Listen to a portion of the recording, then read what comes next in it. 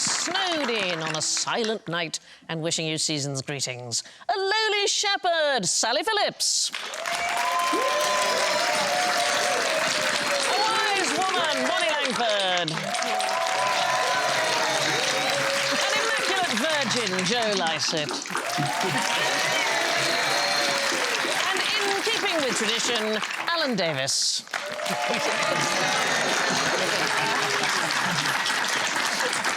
Let's hear their adorable acting. Joe goes... We must go to Bethlehem on a donkey. Sally goes... I was just washing my socks when an angel suddenly appeared. Bonnie goes... Behold, I bring you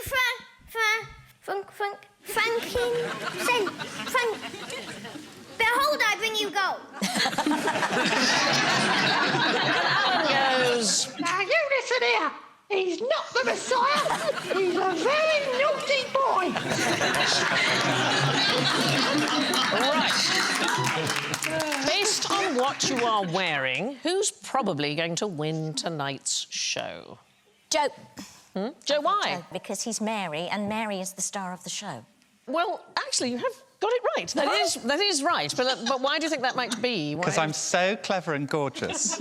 Well, I present a religious show on Sunday mornings, so I know that there was a piece of research that tried to map the parts that people played in the school nativity with lifetime success.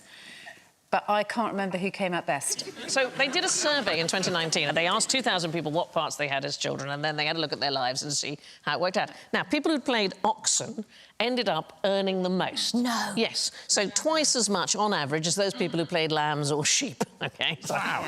Mary's most likely to be content with their adult life, with Joseph's coming second. Mary also had the most social media friends. So the most popular, OK? At Joe Lycett, if you want to follow me. Yeah. The person with the fewest social media friends, the narrator, way behind. Narrators just always annoying, aren't Yeah, and narrator most likely to work in education and enjoy horse riding. I mean, what are the chances of these things? The donkey most likely to work in IT and do gardening and enjoy puzzles. The angel Gabriel most likely to work in marketing and communications. What were you in the nativity? I was the star. And when I say that, I don't mean I had the main part. I played the actual star.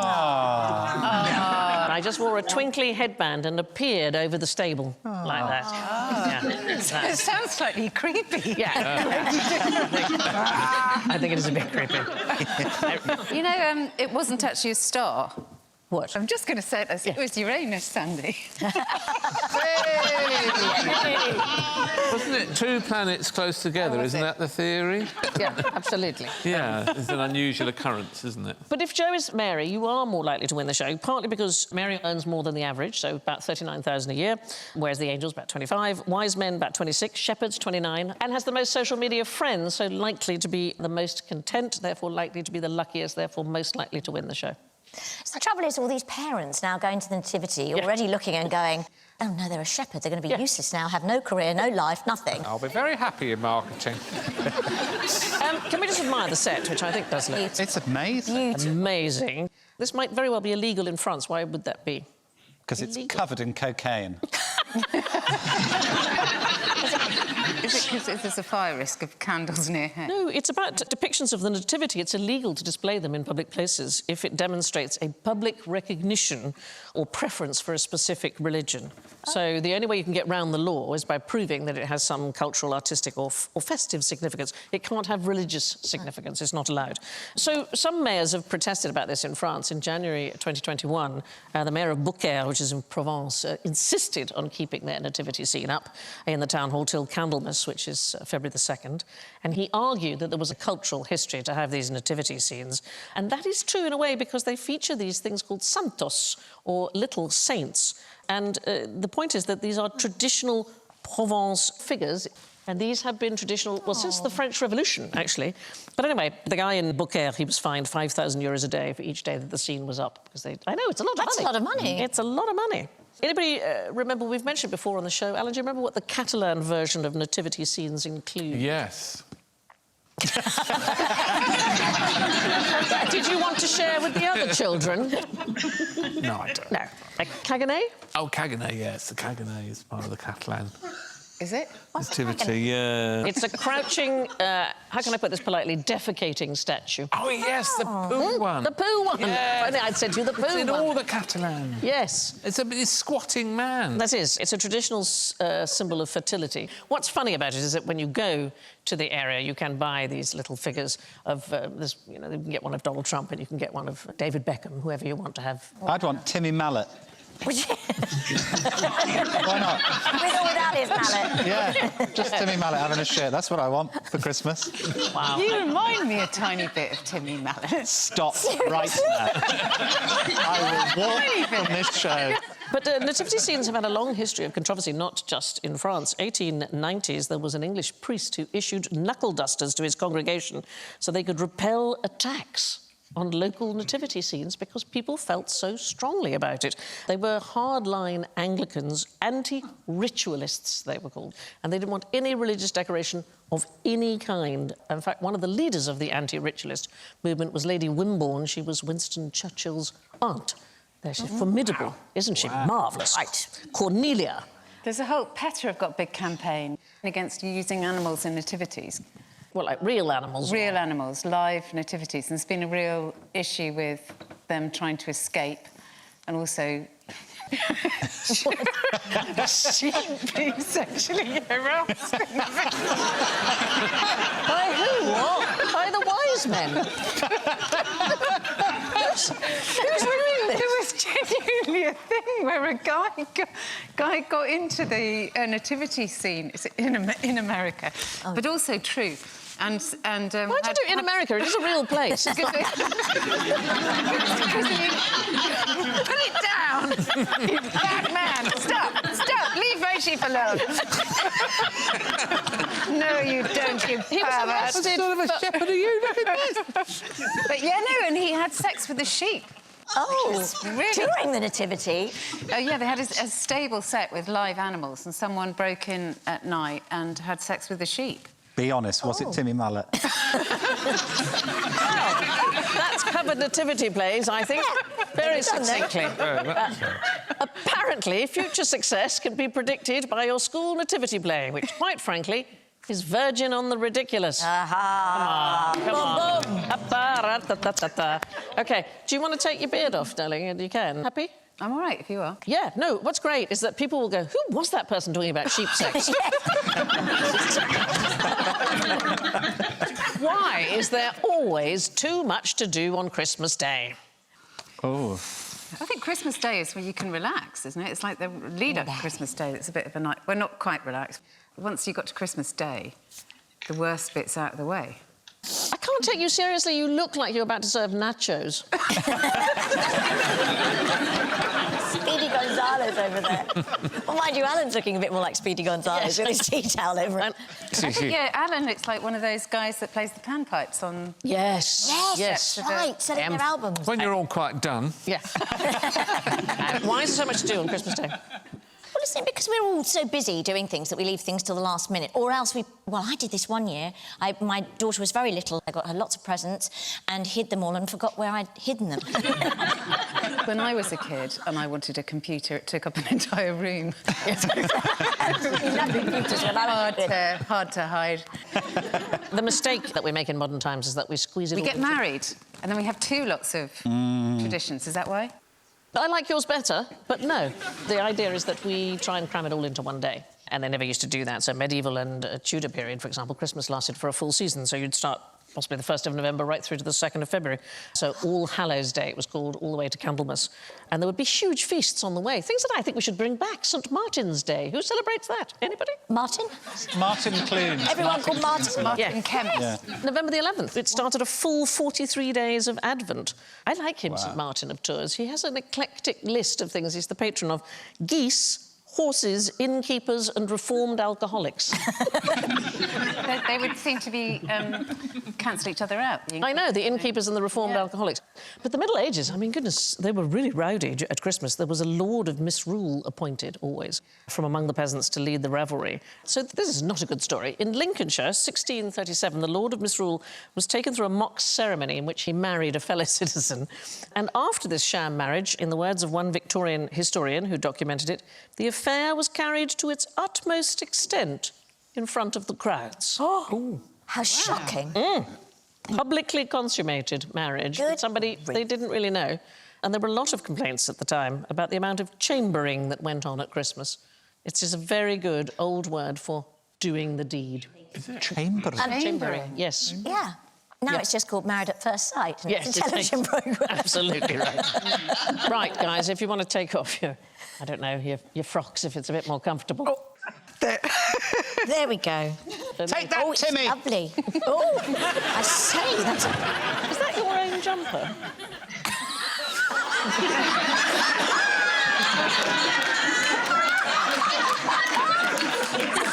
No, I borrowed it from Pam St Clement. Priests in Europe sometimes dressed as pandas at Christmas. Why might you do that? What? Pandas? It's panda with an E-R, P-A-N-D. Oh, pandas. Panda.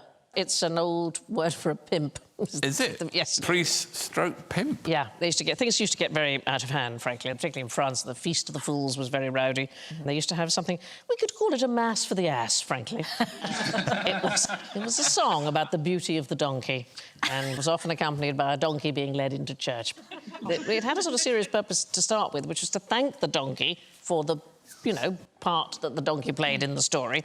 But then it became... Well done. Yes, Well done, donkey. Yeah, well. Is this where they used to do a parade where they reverse everything? So the king is the... Yeah.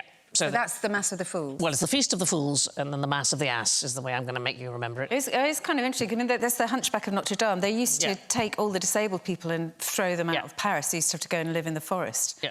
And then once a year, they'd come in and parade through the city dressed as kings and things. Kind of awful. It is shocking, but it was the Christmas period generally. There were all these different celebrations. Now, time to start opening presents. I've got you all some Christmas stockings, OK? Sally, you take yours out first, OK? And tell us what you've got in your Christmas stocking there.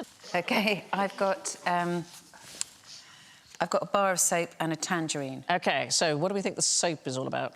Washing. It's a gift for Santa, and it's not from him.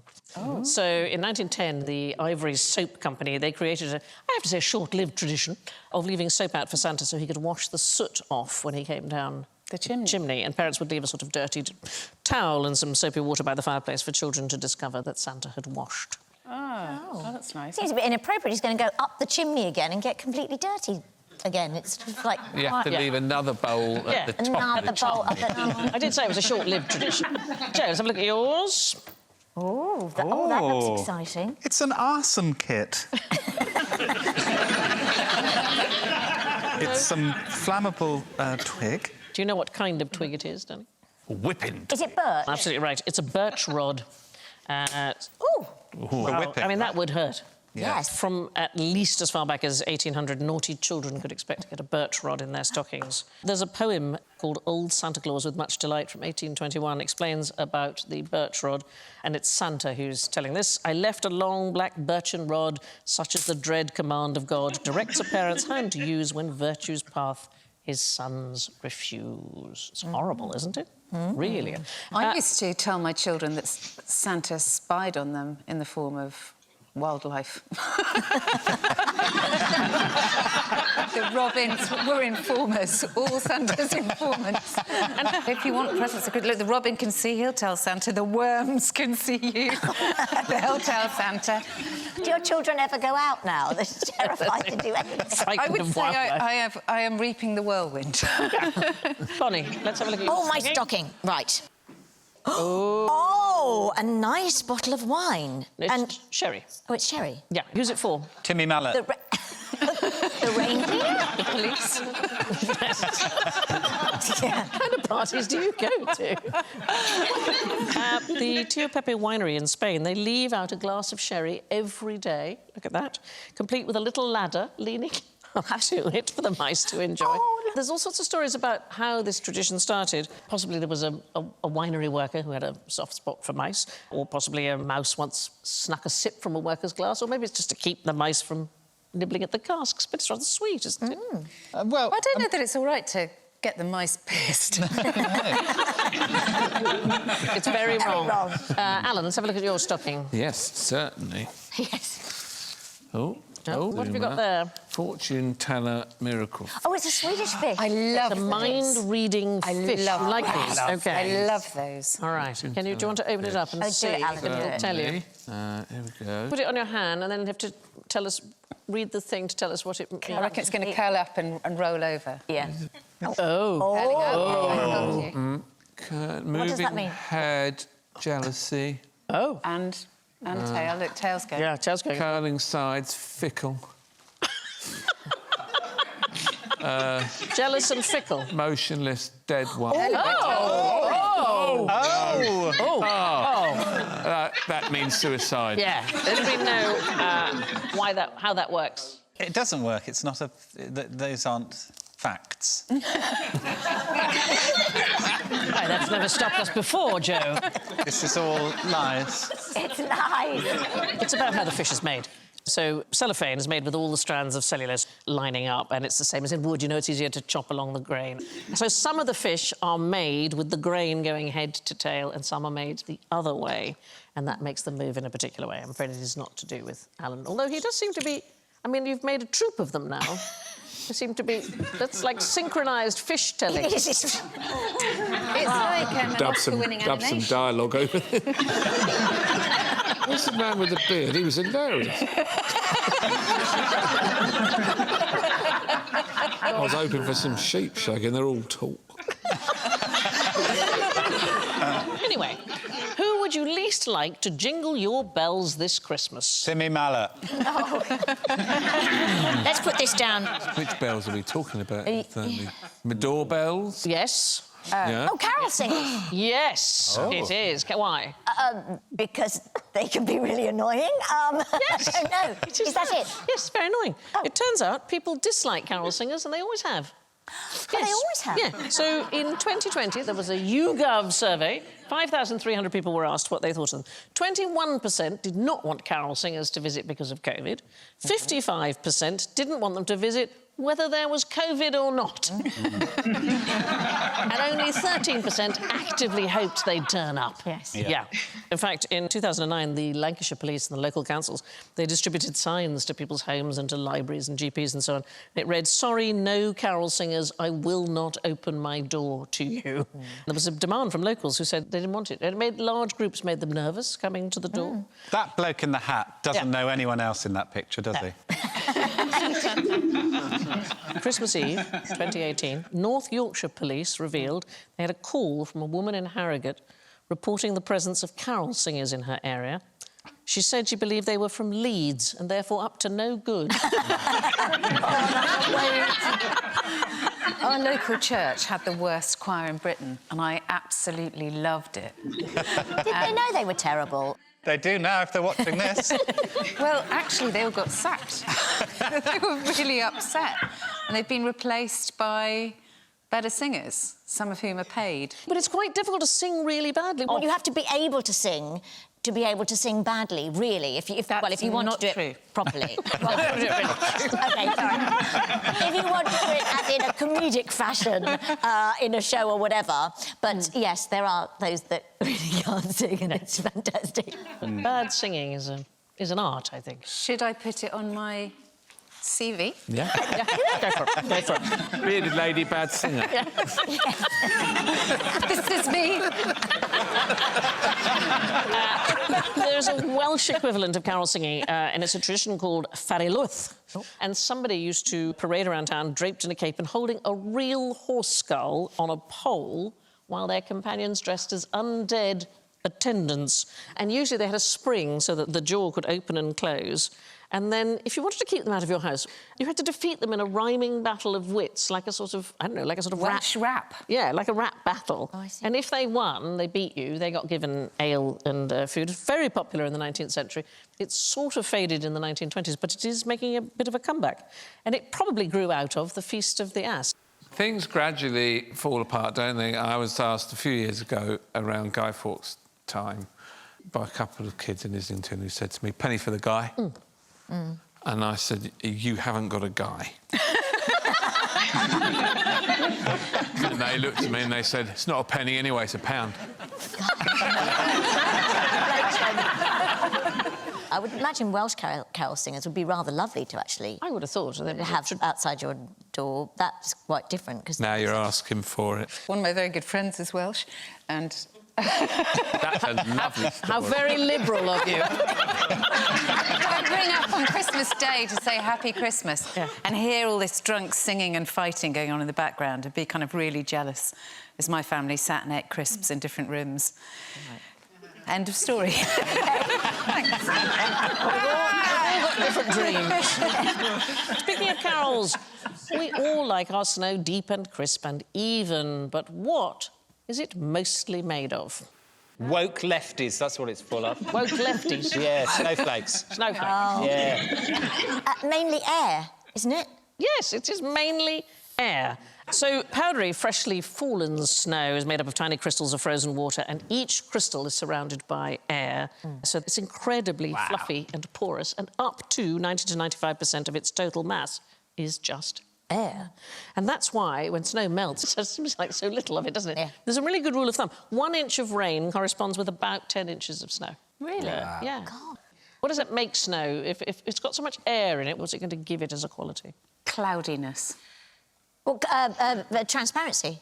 Excellent insulator. Oh. Because it's full of air. So if you're inside a well-built igloo, let's imagine it's minus 40 degrees centigrade outside, your body heat trapped inside all of that air is enough to make it a very nice 16 degrees inside. In Denmark, because we get quite a lot of snow, it's always recommended that you carry a single tea light and a box of matches, and a single tea light lit on the dashboard of your car will be enough to keep you warm for the entire night if you're stuck in snow. Wow. That's quite a good tip. I mean, if you get a few across the dashboard, it's roasting, I mean. Yes. Some marshmallows.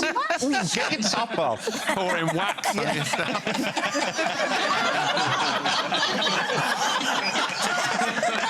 Steaming up the windows. Yeah. What's going on in there? We've run out of petrol, bugger off. And ice does not have the same insulating properties as snow. That's why they never build igloos out of ice, although you do get some igloos where a block of ice has been put in as a window. A friend of mine took his fiancée to the Ice Hotel. Has anyone been to that? No, I want to go. Apparently it was horrible. Oh! Cold. Was it a bit chilly? It was. His tongue sticks to the window. This hotel's shit. How often are you licking windows in hotels? How else do you know they're clean, Chuck? Have a look at this. What do you think is causing it? Oh. Timmy Mallet, sorry, I can't stop.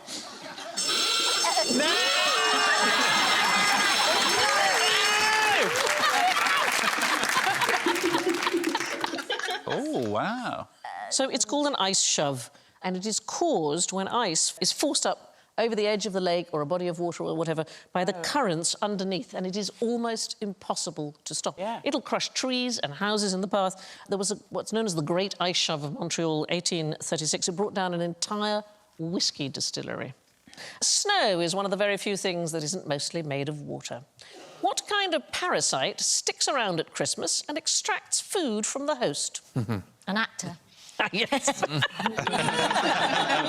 way to get a free meal. Is it that thing that lives in the carpets? Those are your feet, Sally. They're your feet. There are those things in the carpet again!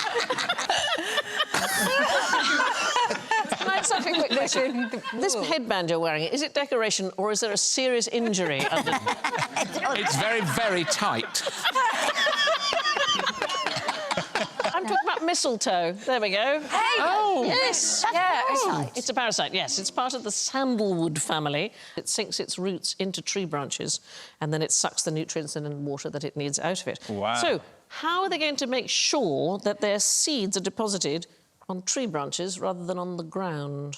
Birds. Birds, berries, Yeah. birds. So the seeds have evolved to be sticky. When the birds eat them, the seeds stick to their bottoms at the other end when it comes out the other end.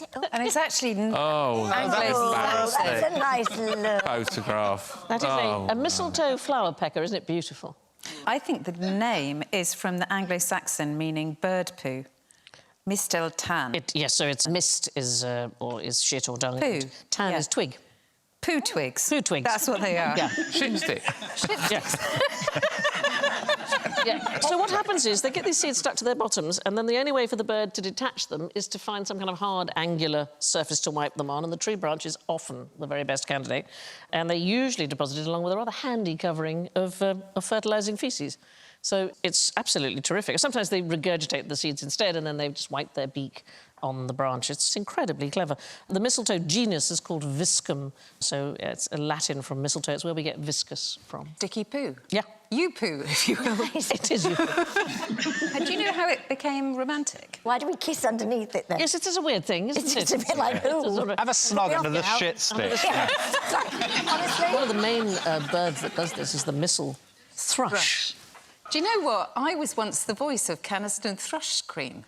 Were you? Yes, they did a radio commercial. And you were the... Where What did you I have was to the say? voice of Well, the marketing people had decided that for the purposes of this audio-only advert, the Caniston was going to be a stand-up comedian.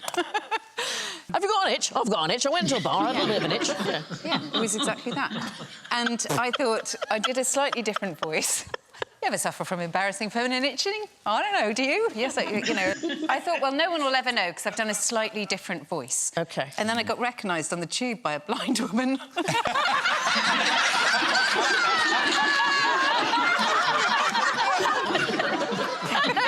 You're the thrush lady. Lady. Recognise that voice anyway, you're hilarious. Anyway, Why are thrush jokes? why we use it for romance, nobody really knows. It may be associated with fertility by the Druids. The white berries may represent semen, I'm afraid. So, poo, semen and kisses. What can I tell you? Merry Christmas. Right. In the original pantomimes, the lead character magically transformed the scene halfway through by waving around a magic... what? Wand.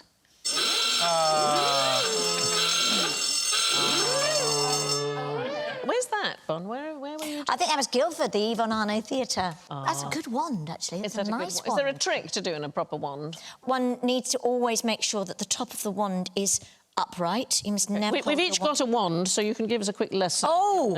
In wand look. holding. Voila! Aha. Yes, this is rather a subtle wand. One. Wow, diss the props. One must hold the wand at the bottom and then support it a bit like a sceptre. OK. Like this, and always make sure that the magic is held upright and then bestowed on the person. Mine bends to the left. We're not... And I don't think anybody's surprised. Yeah. So that's it, wand work. really. Anyway, the answer was not wand. I think the answer is slapstick. is Or correct. this is where slapstick comes from. Yeah. Is that right? So they were initially... Pantomime, you're kind of looking about the early 1700s, and they were initially called harlequinades. And every show would begin as a rather serious melodrama. And then about halfway through, a mischievous magician called Harlequin would start bashing bits of scenery with his magic bat, and they were hinged, so they would collapse at a particular moment. I mean, it must have been great, and reveal new scenery behind. And the sound of the stick smacking was also the signal for the stagehands to run on and transform the set. And from that moment on, the whole tone of the show changed. It wasn't a serious melodrama anymore. It was, well, just out-and-out farce with absurd chase scenes and comic platforms. And it turned into, by the 1800s, a proper slapstick. So it's two sticks joined by a hinge. Yeah. I'm not very good at it. And that's where we get the word slapstick from. That came from Commedia dell'arte, didn't it? Yes, so Commedia dell'arte is where we get improv from. It's where we get the beginnings of panto and harlequinade from in the 16th century. But the interesting thing about it is that women played equal parts. in commedia dell'arte, and then that disappears. They was kind of ahead of the game as far as women performing on the stage was concerned. So slapstick is often cited as one of the earliest special effects, and there is an even earlier one, and I love this. It was invented by a playwright called John Dennis. So 1709, he staged his own play called Appius and Virginia. It doesn't sound very good. It was a tragedy set in ancient Rome. Nobody liked it, but what they really liked was his new thunder machine. It was amazing. It generated these really realistic sound effects for stormy scenes. Anyway, play did not do very well, and it closed after a few nights and was replaced by Macbeth.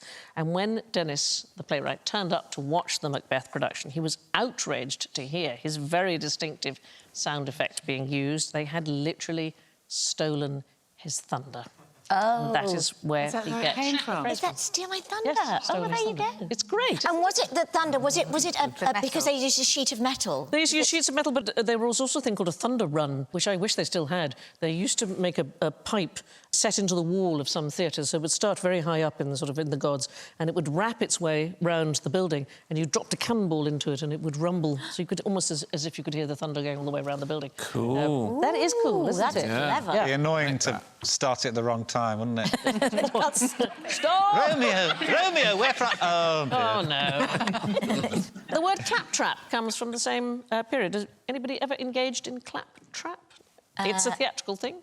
Is it? So it comes from the 1720s, and I love this. It's a phrase or a gag put in by a performer to elicit easy applause. Oh. Yeah. Yeah, it's a trap to get people to clap. Yeah. Oh, but I mean, there are many people who love their entrance rounds. Yes. There is a way of getting applause when you first walk on. If you want a sort of an entrance round, you walk on and you go, oh, thank you so much. And also, I do remember also being in the audience. I remember going and seeing Hello, Dolly with Carol Channing, and her husband used to nip through the pass door from the backstage through to the auditorium and would start the applause for her as she walked on. That was his clapper. thing. Yeah. But I've seen people, Wow. particularly, One person. particularly in musicals, do a big number and go off into the wings, and as they go off into the wings, they go, brilliant! And it just starts people going. Imagine if you went round through the pass door and on she came and you went, woo! Well, then it would be divorce. Get off, get off. Get off. There's also R-bait as well, isn't there? Where you try and get the audience to say "ah." Oh. Oh, By just doing a kind of... Yeah. Just a Yeah. So, anyway, how did Charles Dickens cook this person's goose? Was it not that Charles Dickens... So Scrooge sees the Cratchits, who are very poor, having a goose, and therefore he gives them as a luxury item a turkey, and therefore people from then on decided that if you had a goose for Christmas, you were considered poor. That's exactly right. Very good. Yeah. By the 1840s, elaborate Christmas celebrations were sort of dying out in Britain, and it was Dickens who sort of famously rebooted it by publishing Christmas Carol. And the goose had been the traditional Christmas fare for, well, since medieval times, really. And then, as you say in the story, he gives them a turkey instead. Now, it's possible he was just indicating a shift in preference anyway that was happening in society, going from goose to turkey. Queen Victoria always served a boar's head for Christmas dinner. Oh. Well, I like the story. She thought it was... I like the idea that it's just a boring Just person. a bore. Who should we have for the boar's head this year? So what used to happen was the German Emperor and the King of Saxony both would send her a boar's head at Christmas, but the cook thought they didn't cook very well, so he used to get a normal pig's head and dress it to look like a wild boar, and she never knew. Yeah, painted the eyes to look a bit more, I don't know, boary. Brussels sprouts are another Christmas dinner staple, but is there any way to make them bearable? Well, my friend's family, they play fart tennis at Christmas. So you eat as many sprouts as you can, and then you have one side of the table against the other side of the table, scoring fart for fart. But you don't do it with an actual ball, no, it's just... No, but you do it with a fart, so you... 15 lower. No, I like the idea that the fart was so powerful it could propel the ball across the that table. would be good. Yeah. Chestnuts make sprouts bearable. Well, I think roasted, they're absolutely lovely. I'd steam them a bit and then fry them in curry powder. Oh, yeah. OK, so you have some sprouts. Do we? Yeah, you have some sprouts in a tin. Oh, Auntie Enjoy them. Sandy. Oh, look at that. So, open up your Brussels sprouts, and then you also have a glass of red wine. What scientists have discovered is that Brussels sprouts taste less bitter if you take a sip of red wine between each mouthful, OK? Have a sip of red wine, and then... Well, I might do one as a tester. OK, fine, do that. What, to see if it tastes disgusting and then it's better with the red wine? OK. Then... Fucking hell.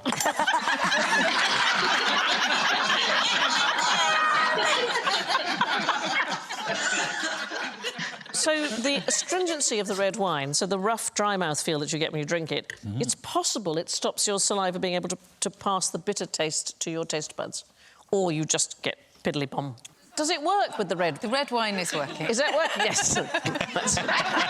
Yeah. There'll be 15 love in a minute. You will win, my friend. We're going to murder him. Polly Langford's farts can only be heard by a dog. At least they're in tune.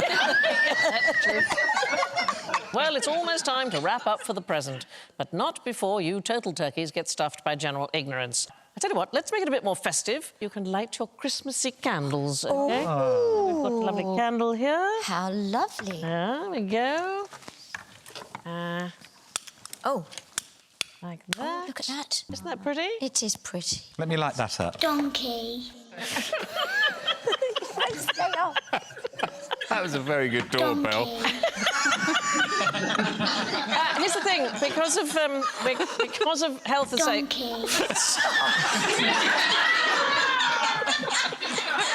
Oh, God, why did we give you the ass? I now need you to snuff your candles, and you have what you need to snuff them beside you. Oh, very nice. Look at that. OK, so, yeah. Not like that. I didn't do it. I didn't do it. What are we supposed to do with it? In fact, it's an expression that is always used wrongly today. It actually means to cause the candle to burn brighter. And what you do is you do it by trimming the wick in order to make it go brighter. So you cut a little bit of the wick like that, and the flame will go up. It's actually the opposite of what we think it is. Sandy? Yeah? I don't think it works. Don't cut the whole thing off, you fool! Just a tiny bit. Thank God you don't do circumcisions. You get it in Northanger Abbey. Jane Austen says she attempted to snuff the dim candle, but to her horror, she only succeeded in putting it out. Can I just show you a trick? So, first of all, I'm going to light my lighter. Whoa! Just the smoke. Smoke is enough to draw it back down. That's so cool. Oh, Isn't that's that like cool? magic Have a look trick. at the video and it makes it a little bit clearer, but it is actually as if the flame is passing down through the smoke. So there it goes out. Into the flame, smoke. And look at it travelling. That's amazing. Boom. That is... Wow. Isn't that cool? Yeah. That's a good trick, isn't it? That's a like very that. good trick. Is it dangerous to do that? No, darling, not in the slightest. Go on, do it. Got hot wax on my finger. God, it reminds me of that car journey with Alan. I think we're going to say... You weren't cold, though, were you? Does anybody want to see my candle salad? Hell yes. Oh, Reminds me of that car journey with Alan.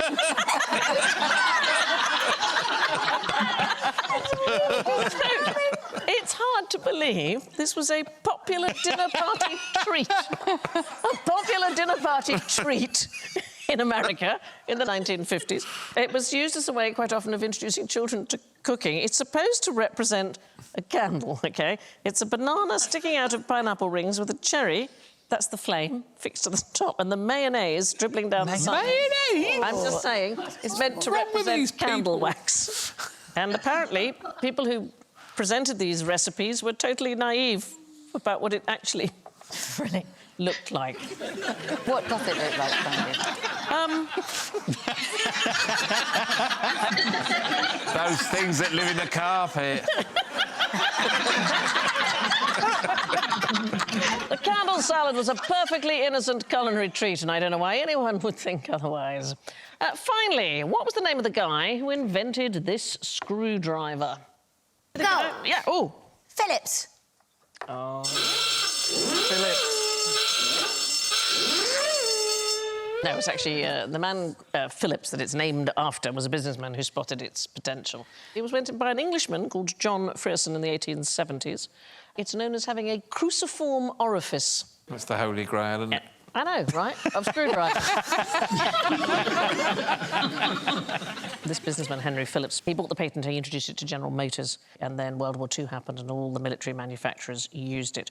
But what else is a screwdriver which is more interesting at Christmas? Angels. Alcohol. Yes, it is a cocktail. Everybody's got a drink. Have a drink. Ooh, well, hey! Right. Sally, do you know what you've got? Orange juice. It's a screwdriver, apparently a drink that arrived at the end of World War II, either from the armed forces or the oil workers, and most people say it's because they used a screwdriver to mix the vodka in with their orange juice. Ah. But I've got my favourite drink, and it's the S series, so it's champagne.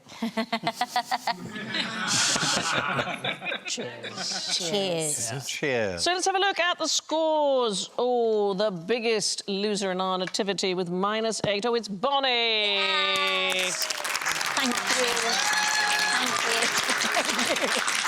In third place with -6, it's Joe. Oh, that's nice. In second place with 2 whole points, it's Alan.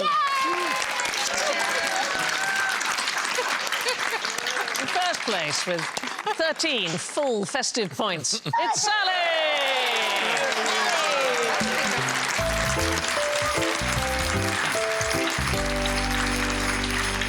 Thanks to Bonnie, Joe, Sally and Alan. And it only remains to say from all of us here, Merry Christmas. Merry Christmas. Merry Merry Christmas. Merry Christmas. Merry Christmas!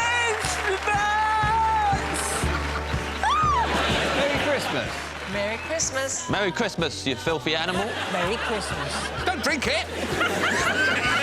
Happy Christmas. Merry Christmas. Cheers. Merry Christmas. I hope you are too. Harriet's pissed. I'm so pissed. Merry Christmas. Happy Christmas. Merry Christmas. Merry Christmas. Happy Christmas, please. Merry Christmas and a Happy New Year. Merry Christmas. Merry Christmas. Merry Christmas. Merry Christmas. Happy New Year. Merry Christmas. Merry Christmas. Merry Nishmas. Wow, it's like Jesus himself wishing it to you. Merry Christmas, one and all. And a very Merry Christmas to you. Merry Christmas. And Nulla Connie Eve Galere. Merry Christmas, everyone. Merry Christmas. Merry Christmas. Merry Christmas. Merry Christmas. Happy Christmas. Happy Christmas. That's what I'm like at Christmas. Well, all the year round, really. Happy Christmas. Happy Christmas. Happy Christmas. I didn't sell that, did I? Can I do mine again? Do you know what? Happy Christmas. Merry Christmas. Oi! Merry Christmas! Merry Christmas.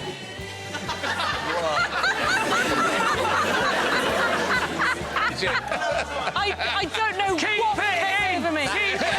Happy Christmas.